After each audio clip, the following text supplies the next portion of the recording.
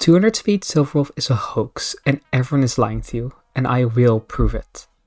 Many content creators and online guides mention 200 speed Silver Wolf as this holy grail of a Silver Wolf build, but the thing is, they are all wrong. Before we get into my mathematical proof as to why that is, let's get a quick refresher on how speed works in HSR and why this number is mentioned so much. Speed in HSR actually works a lot like how we calculate distance in real life, but in HSR the units are units in place of distance with 10,000 units making up a 1 turn, action value in the place of time, and the speed stat in the place of speed. Imagine that if you want to take a turn, you need to finish a racetrack that is 10,000 units long, and if you reach the end, you can take a turn. Let's apply these terms to an example. In this hypothetical scenario, March 7th got a Nova Flare and her speed is now always set to 5,000. If one action value passes, that means that March moves forward 5,000 units, as her speed makes her move that many units per action value. When another action value passes, March reaches 10,000 units and can take her turn. After she did, she moves back to the start of the track in the same action value and starts the same process over again. So why is 200 speed normally so great? Because it gets you extra actions in the first cycle of endgame modes like MOC and AA. A whole 33% increase across both those modes compared to the standard 133.4 speed recommended for most characters. But then why is it that for the one character who can reasonably reach 200 speed, Silver Wolf, it still isn't worth it?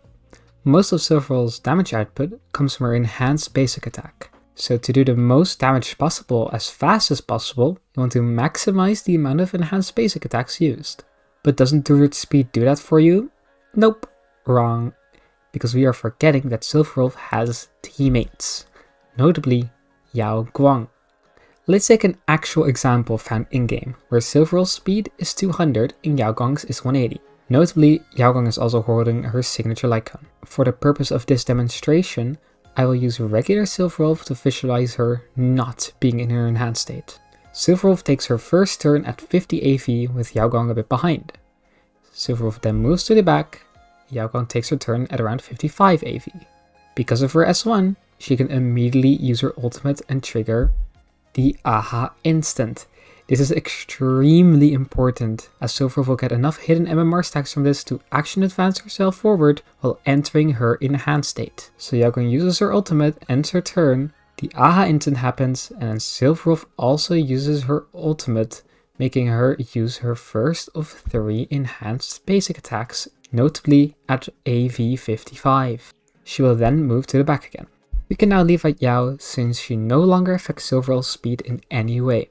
Silver Wolf will move forward and use her second enhanced basic at 105 AV, and then move back again. She will then finally move forward again and use her enhanced basic attack, but we have moved past 150 AV and are using this enhanced basic attack in the next cycle, which is not what we want.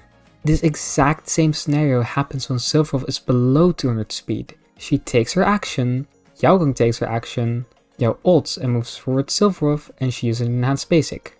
She moves back and does 2 more, but the last one is past 150 AV. So that is why 200 speed is useless on her.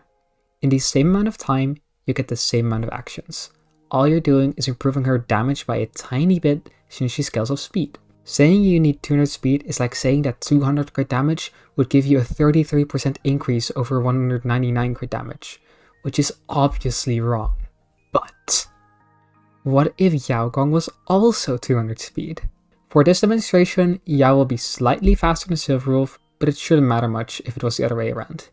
This is just better for punchline optimization. A bit before 50 AV, Yao Guang will start her turn, end it, which then starts Silver Wolf's turn. Then, on Silver Wolf's turn, the AHA instant happens.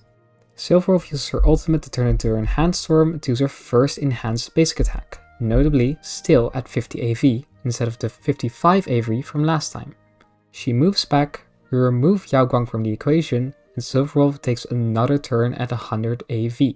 She moves back again, and for her final enhanced basic attack, she acts at 150 AV, exactly on time before the next cycle starts.